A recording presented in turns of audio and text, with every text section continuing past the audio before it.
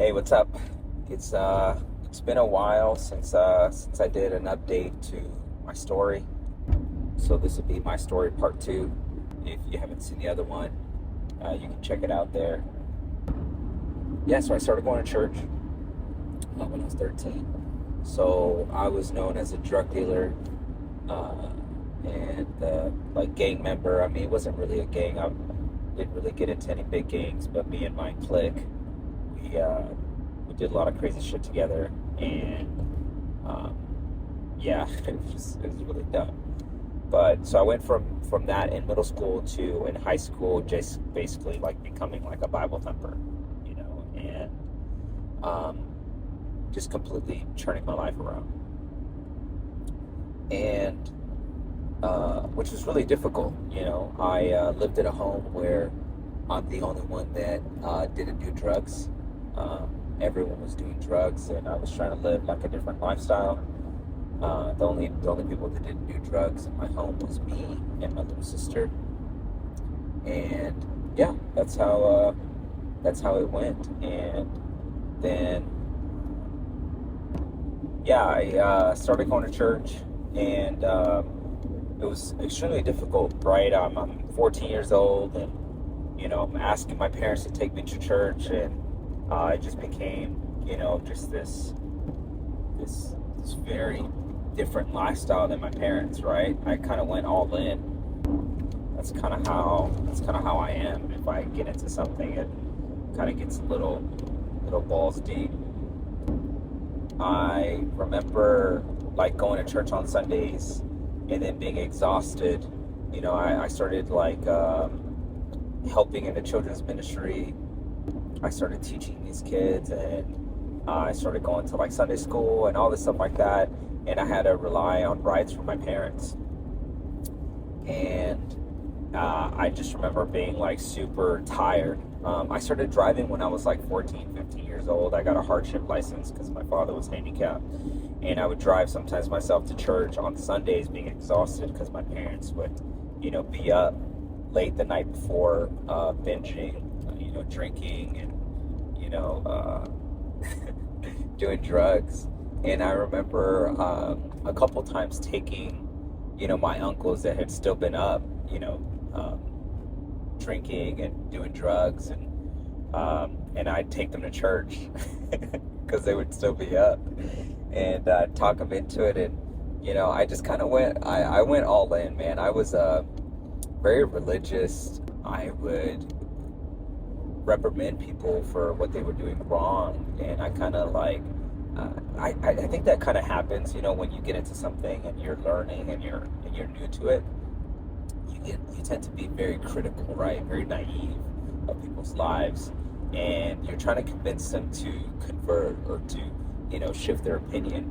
But in reality, you're doing more harm, I think, than good. And I definitely remember being very just critical of people and judgmental. And then as I matured and mellowed out a little bit, I started to have more compassion for people, and meet them where they were, because, essentially that's what God had done to me. And so I got involved at church, and I learned how to share my story. One of my pastors, one of my youth pastors, he had some programs, some leadership programs where you would basically learn how to share your story, and you talk about the beginning, the middle, and the end. So anytime that church was open, I was pretty much there. And I remember going to missions trips. I remember my first mission trip. Uh, I'd go to some Mexico mission trip. I don't remember whether those were my first ones or going to Belize when I was 16. But I remember, I had to raise, I think, like $1,600 to go to Belize when I was 16 years old. And my family obviously didn't help one bit. I barely had enough clothes to be able to last me the trip. And I remember, me and some friends would ask for money on the side of the road. And I remember being in one of the meetings for the trip, and the pastor going down the line and going through everyone's name and saying how much money they owe. He got down to me, and I'm like sweating bullets, like about to shit myself. And he goes to me and he says, Fabian, I owed, I think, like $800, right? I owed like half the trip. My parents weren't going to pay anything. They couldn't. And I had to get my passport. I had to do all this stuff, and I'm, sweating bullets. And he gets to me and he says, hey, someone paid the rest of your way. And I just remember feeling like, it was like a miracle for me, to see that and to be able to experience that trip and to be able, honestly, like, that's like a big desire of me. It's like a big thing. I think that if you can help inner city kids travel outside of their city, it opens up a world of opportunities for them mentally. And you're able to see things that you never thought you would see, right? So I got to experience a lot of cool things. Anytime the church had a trip or a camp or something like that, I went. I didn't know how I was going to pay for it. I don't know, which is kind of like how I function in my life. I don't know how I'm going to do it. I just go for it, right? I'll figure it out as I go. And it's gotten me this far. And it's kind of where I'm at. So I'll go on the trip, and then I went to Belize, and then when I was 18, I went to Paris. I don't know if I did a trip when I was 17 that summer, but I did all the camps every summer. And I would do Mexico mission trips. We'd go to Mexico, evangelize or do all sorts of stuff like that. And the pastors kind of took me under their wings. I got involved, and then I got a new pastor when I was 16. He's the one that kind of like taught me a little bit more of how to speak publicly, and so I would speak in youth groups and do all this stuff like that.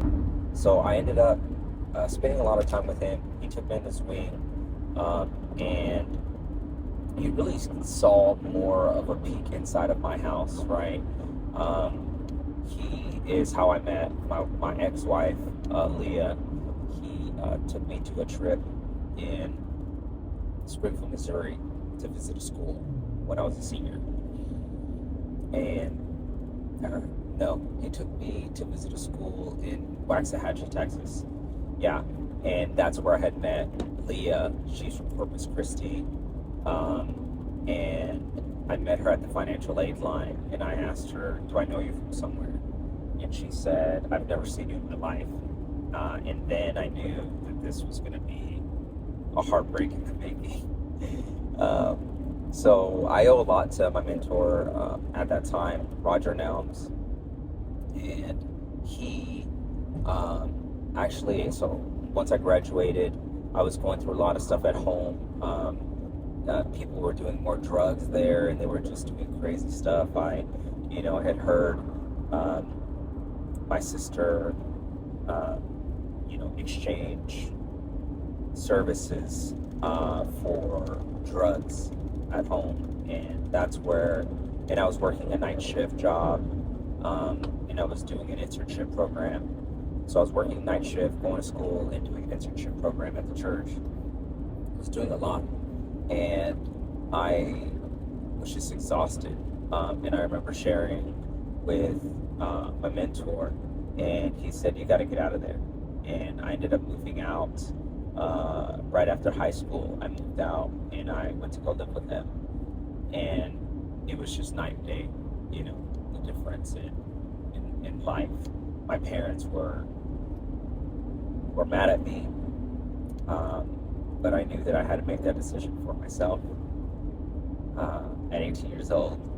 And my life, started to get better. He took me on a trip, my mentor took me on a trip to Springfield, Missouri, which is where I ended up going to school. Ended up going to school in Springfield, Missouri, and he actually took me and like three other girls, one including my now ex-wife, on this trip to visit this college. It's like this leadership college. And later found out that those girls had a crush on me. But I ended up going to that school with my ex-wife, and that's where we got engaged. And you know, we ended up being there for about a year, and we left there. I just didn't like the cold weather. I tell people that, you know, I'm born and raised in Houston, and I realized I was Mexican when I moved to Springfield, Missouri. It was like a huge culture shock, you know, from one of the most diverse cities in America to one of the least. And then also, I found out that I did not like the cold. I needed to be close to the equator, closer to the border. Yeah, it was just, you know, it was pretty seeing the seasons and all stuff like that, but I, you know, just experienced a lot of stuff there. I, you know, hit black ice on the road, went through a barbed wire fence, you know, just a bunch of stuff happened during that time. And I remember when we moved back, I only did a year there. The school wanted me to stay another year, you know, to be their fucking diversity student.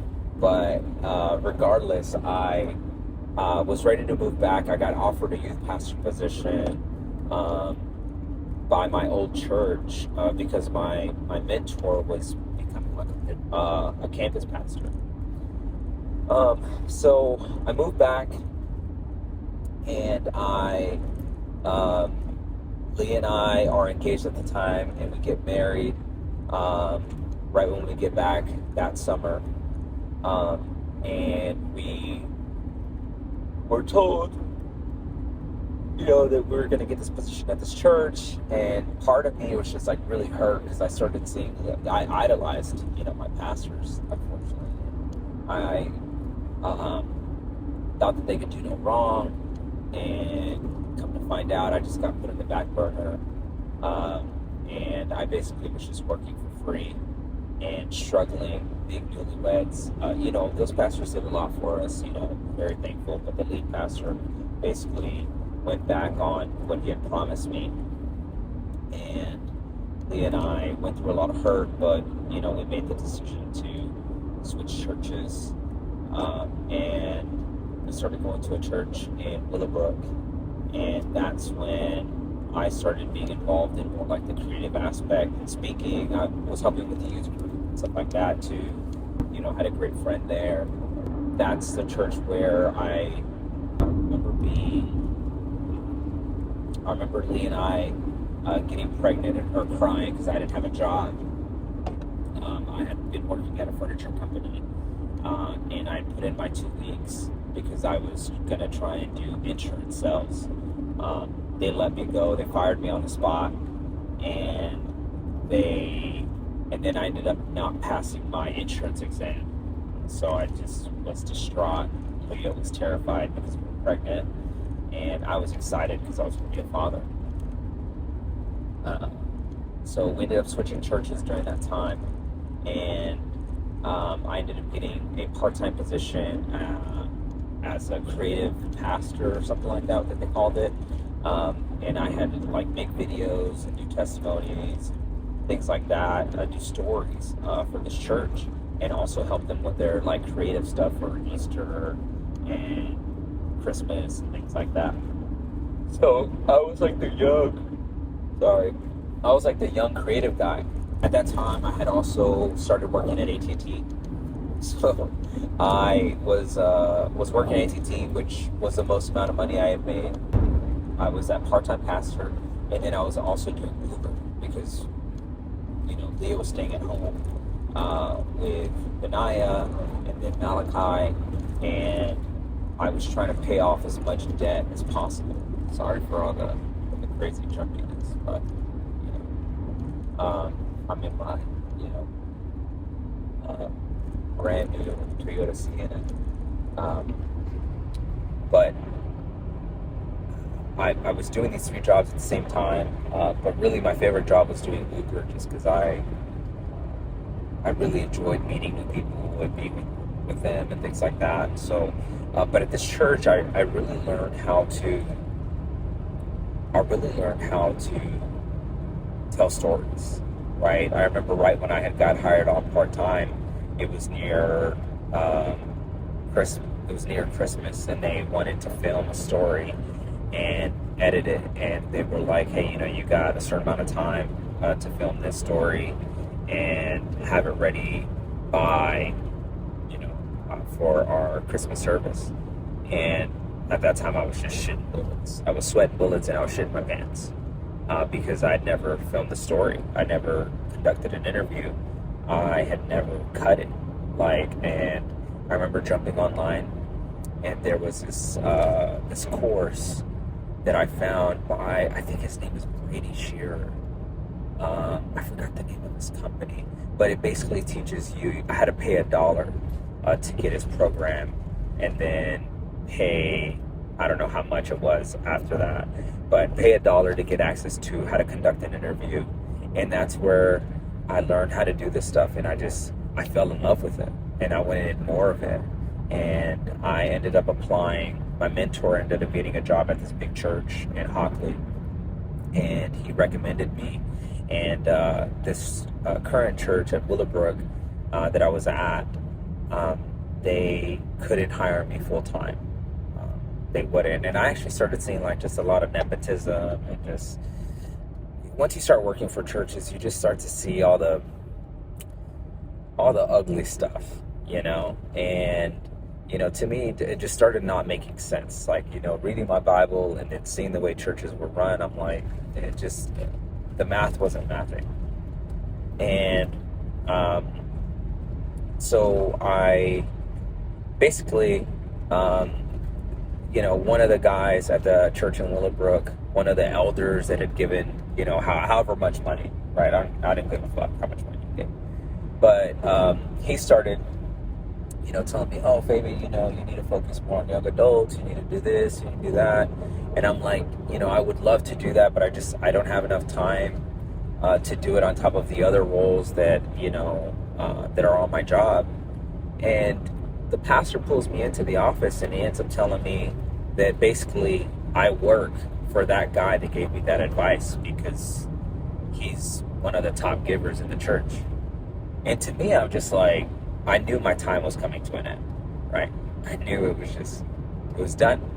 And so I started to just find another route. I ended up going to another church and doing storytelling there full time.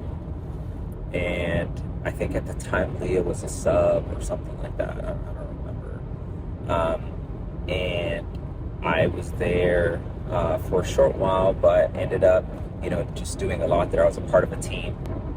This church, they did a lot of missions to Latin America, and me knowing Spanish, being fluent, having a passport, doing all this stuff, I was able to do trips to Nicaragua and Costa Rica and Mexico, and basically do small documentaries. This church basically had no plan for what we were filming, and so on the ground I basically learned how to produce, how to direct, and then how to cut something in the edit. So you basically go in, you fly in the ground, no plan whatsoever. They wanted us to basically, in my mind, looking back, they basically wanted us to film privileged people going to an unprivileged country, and then be able to tell a story so that more privileged people can go. That is essence. I'm just being honest, right?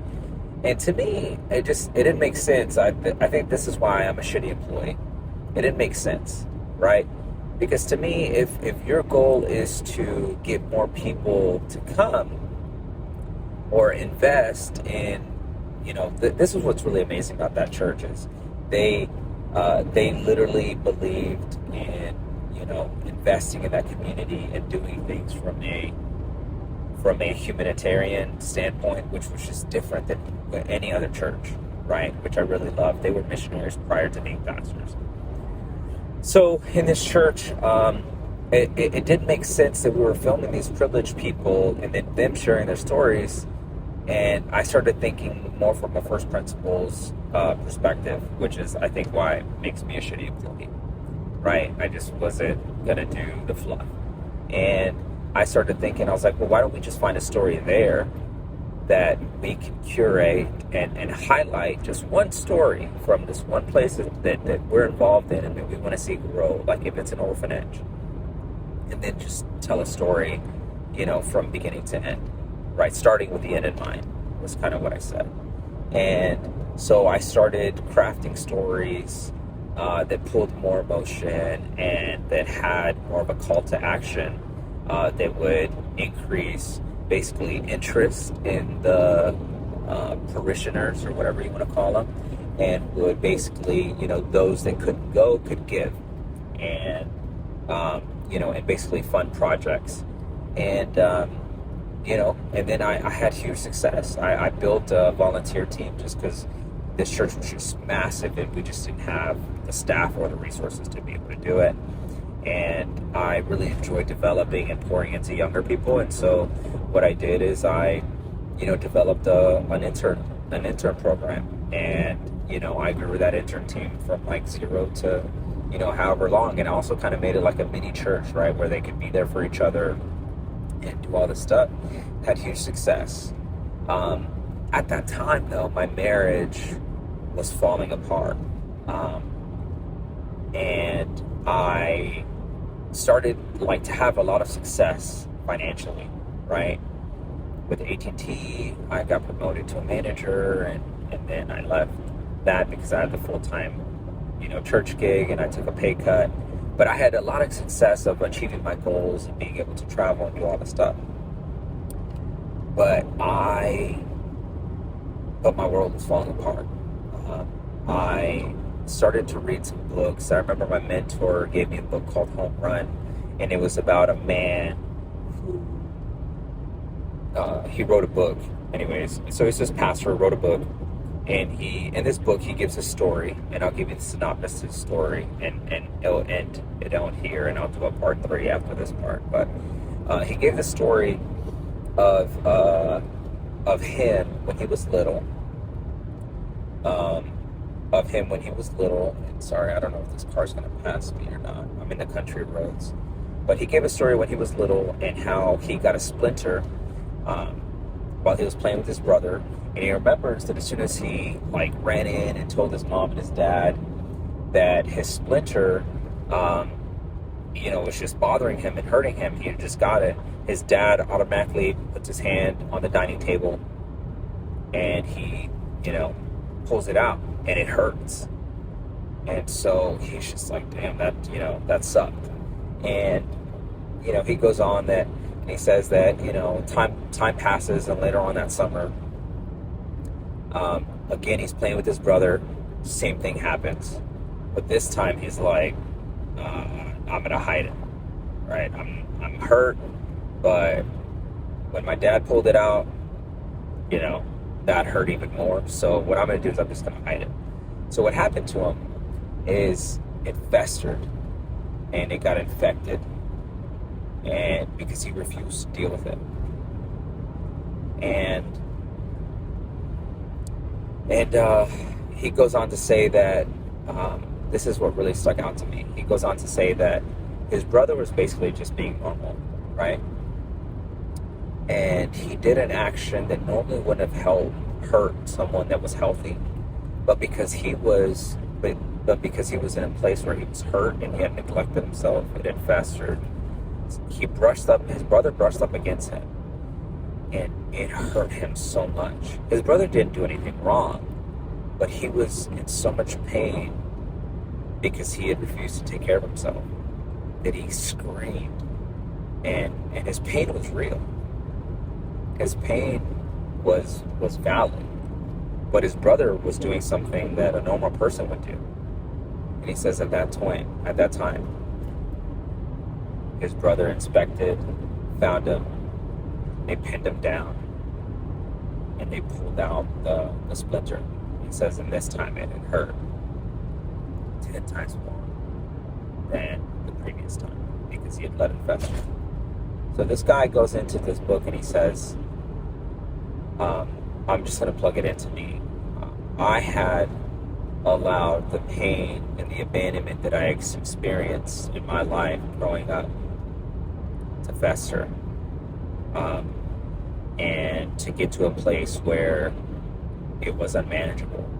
I remember when me and Leah were dating, when she would just walk away from me in the store, it would just light me up. It would make me angry. And I remember honestly that happening a lot when I was little, being left at a store I'm not trying to paint my mom or my dad as anything bad, but in order for you to grow past the pain and the hurt that you have to identify it, right? You can't dismiss a case that you can't admit that someone's guilty of, right? My parents did the best with what they had, okay? So that said, that caused a lot of hurt and a lot of pain. And I remember now looking back in retrospect, I had married Leah because of my codependency. And every time she said something, I automatically went 0 to 60. She's going to leave me just like my mom did. I'd blow up and rage because that's what I did when I was younger to try and protect myself. And I realized that I was stuck. And so through that book, Home Run, I started reading another book called Enemies of the Heart by Andy Stanley, and how there's key things in our lives that really hurt us. I probably need to revisit some of these books.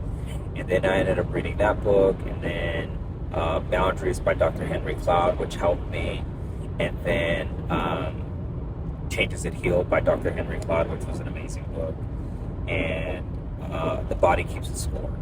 And I remember going through this dark season where I'm learning so much, but I'm like crying because I'm grieving the hurt that I experienced, right? All of us have trauma, but some people have capital T trauma. And I was realizing that that's the boat that I was in, right? Like, selling drugs at 13, probably not normal. You know, seeing my friend get shot and seeing his bullet wounds, or like an OG. I remember I saw, the buddy that used to sell me drugs. He was hanging out with this big friend in his garage, and he said how this big friend had had bullet holes in his stomach, and the only reason he survived was because he was so big. So he lifted up his shirt and he showed me he had towels inside of the holes in his stomach from a gunshot wound. And I remember being 13 at the time, and me saying to myself, I'm gonna shoot first and ask questions later. And I carried all this stuff into my marriage, and I remember it really hurting me. It really affecting the way I was. And I started to remember that when I was 12, me and my mom had gotten this huge argument. And I remember it being at night, just kind of like it was yesterday, and her telling me that I was going to be a nobody like my brother and a druggie like my sister. And at that time, my sister had consumed so much cocaine that she couldn't put her fingers to her nostrils. And I remember how much that affected me. No matter how much I succeeded, I felt like it was never enough. I felt like I was still stuck. So,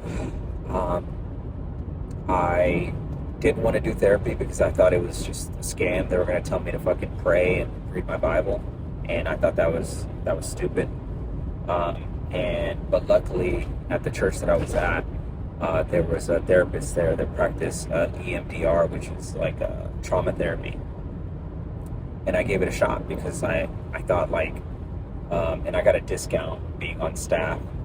I thought either I spend money on this or I spend money on a divorce because of my rage and me being triggered and blowing up. So I started that process. And so I'll stop this video here. This is like really long. It might chop up into a few more, but I'll stop this video here, and then I'll continue on to talk about basically trauma therapy. Most people are going to therapy that don't need it. They're ruminating. Honestly, I look back now, trauma therapy, I definitely needed, for sure, 100%. But most of the stuff that we're managing stress and anxiety, a good workout, a good run will handle it. But I'll leave this here, and we'll check in next time. Peace.